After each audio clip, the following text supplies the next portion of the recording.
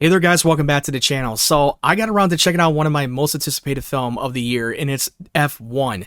It's directed by Joseph Kosinski, who directed Tron Legacy. In my opinion, is one of the most underrated movies. Then he directed Oblivion, which to me is one of the most forgettable action sci-fi film that was starring Tom Cruise. Then he directed Top Gun Maverick, which really brought back to cinema, and this was in the post-pandemic when that movie came out. It got an Oscar nomination for Best Picture. That's insane, and in my opinion is one of the greatest sequels ever made, and it's definitely better than the original Top Gun. And then when I found out that he's signed on to direct an F1 racing movie, I was like, you know what, I'm going to give him a chance, because he did a great job with Top Gun Maverick, and you got Brad Pitt in the movie, and you got an incredible cast in the film.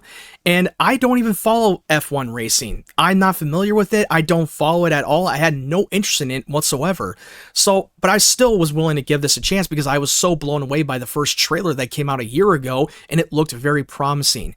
So you're following this character, Brad Pitt, who's an ex-F1 driver, who is probably the best driver in the world, is now brought back out of his retirement to go and perform in the F1 racing event, and he's going to have to mentor and team up with this new hotshot rookie who's a celebrity played by Idris, and that's where the story is set. So I was so blown away by many of the trailers. It looked so promising. It looked like that Joseph Kosinski wanted to be more authentic with this racing as possible. This is basically Top Gun Maverick on a racetrack. I was so excited for it, and after coming out of the theater, it really lived up to the hype. I really love this movie. Joseph Kosinski has done it again.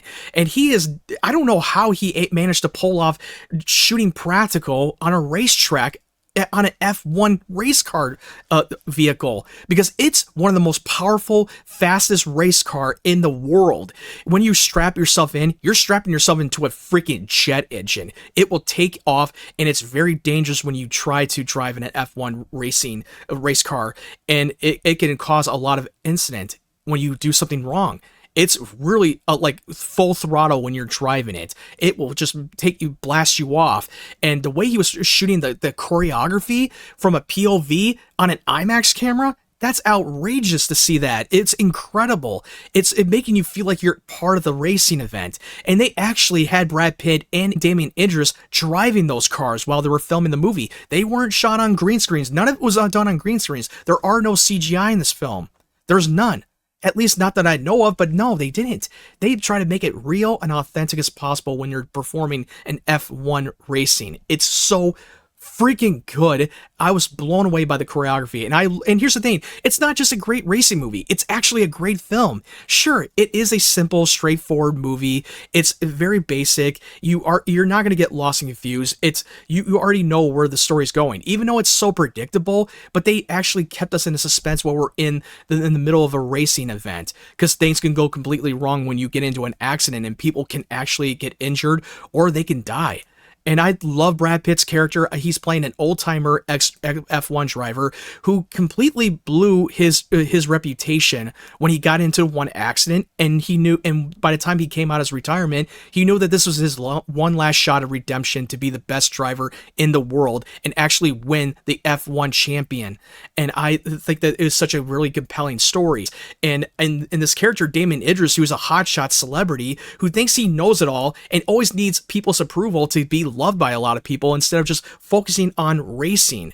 And you got these two characters who don't really like each other at all, and they never get along. They're not on the same page. They're basically in a pissing contest, but they knew that in order to win for the whole team, they have to work together. They have to actually be a team and being collaborative. And I think Kerry, Condon, which I'm not familiar with her work, but she's playing an engineer of the F1 for the team, and she is incredible in the film. Her chemistry between Brad Pitt and Kerry were on point. I really bought into their love story. The love story could have been shoehorned in like an 1980s style that is a little bit cheesy, but no, it actually felt very rewarding and very well earned. Like I said before, Brad Pitt's backstory was so good. I felt so attached to it when he explains about his accident during that time and completely blew his reputation out of the water, and I thought it was so good. It felt very touching and it had good character moments. Sure, it's not going to win any Oscars. This is not a Shakespeare movie. It is a highly entertaining blockbuster movie that I've seen, and it really delivered the entertainment. I really felt it. I wish I experienced it on a 40X. I mean, I do have a 40X, but it's way too far away from where I live. But that's one of those movies that I really want to experience, the 40X, because that's where you'll definitely feel the moment when you're in the middle of the racing event. It's well choreographed. They did not use any CGI or any green screens. They make sure it's more practical as possible. He didn't even use any of the drone shots. Joseph Kosinski was using helicopter shots to pan over the racing event, to the racetrack. It was so well choreographed and the great camera work. It felt very old school that you could have been made it in the 1990s at the time. This movie really lived up to the hype. I love the cast, and I thought Javier Bardem, who was playing the owner of the team of the F1, was great. He never played one of those twirly mustache obvious villain. There's not a lot of villains in the movie. There's not. I mean, they have a little bit of one villain reveal that felt very shorn in. That was one of the things that I did not like. It's my minor criticism, that I felt like it was kind of unnecessary to add that one minor villain that was like, wait, do we needed to have that in the movie? I didn't think it was necessary, but it's not a make or break for me. Like I said before, Javier Bardem was incredible in the movie. He has a great on-screen chemistry with him and Brad Pitt. The banter with the cast was incredible. Overall, this is definitely, it might be my favorite movie of the year so far. I'm not ready to say that yet. It's definitely one of the best films I've seen all year. It's a movie I got to see this movie again in the theater. It's definitely an experiential event. I'm not just saying that. This is one of the movies that you have to go and rush out to see in the theaters. This is definitely going to be made for everyone. If you're a fan of a blockbuster entertainment, this is one of them. Even if you're not a fan of the F1, you will definitely be invested in the movie itself. They definitely built a great character drama around these people, especially with Brad Pitt. And I love Damon Idris. I'm not even familiar with Damon Idris as an actor, but I thought he was one of the standouts of the film. I really felt the great chemistry between the two of them, with him and Brad Pitt. I highly recommend checking this out in the theaters. It's really exceeded all the expectations for me. I will say that the movie was a little too long, because the movie's like 2 hours and 35 minutes, but that's just a minor little complaint. That's what I have in the movie. But overall, it's definitely was very satisfying. I felt very fulfilled. I'm going to give this movie a 9 out of 10.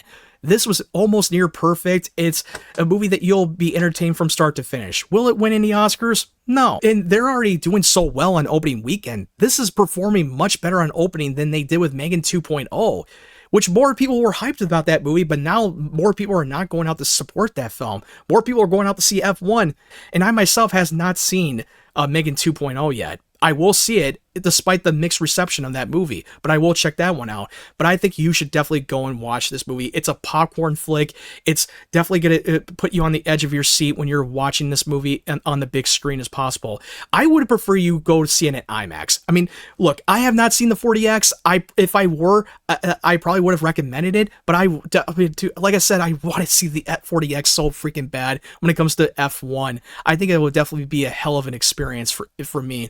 But watching on an IMAX screen would definitely be great. I'm definitely going to go see this movie again in IMAX, since I haven't seen the IMAX version yet. I've only saw it in Dolby Cinema, because they shot the movie majority of the time in the IMAX cameras.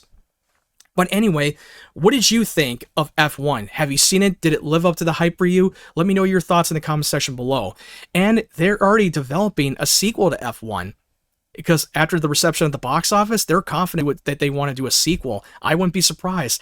And they're thinking about doing a crossover with Days of Thunder and F1 with Tom Cruise and Brad Pitt in the movie together. It's not confirmed. It's not a confirmation yet. They're thinking about taking that idea that what if we have the character from Days of Thunder, Tom Cruise, crossing over with Brad Pitt in F1, and how they're going to interconnect. I mean, I'm not the big on crossovers if they force it, but if they do it well, then I'm fine with it. And this is one of the exceptions that I would definitely see with Tom Cruise and Brad Pitt in the same movie together, because they are longtime friends. They have been friends for a very long time. They had a great time at the red carpet from F1. I mean, I would be signed up for F1 and Days of Thunder crossover. I think that movie, if they were to make that movie, it would have made $1 billion, no problem. It's a no-brainer.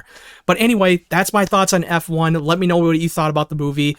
And if you want to follow my social media platforms, the link tree will be down in the description down below. If you like this review, make sure you hit that like button. It helps the algorithm, and it helps you that you're supporting my channel and that you enjoy my videos. And if you are new to the channel, make sure you hit that subscribe button. I'm very close to reaching 500. Help me get to that number. I would really appreciate it. And thank you guys for watching. I hope you guys have a great day, great evening, wherever you're from, and stay tuned for more of my content.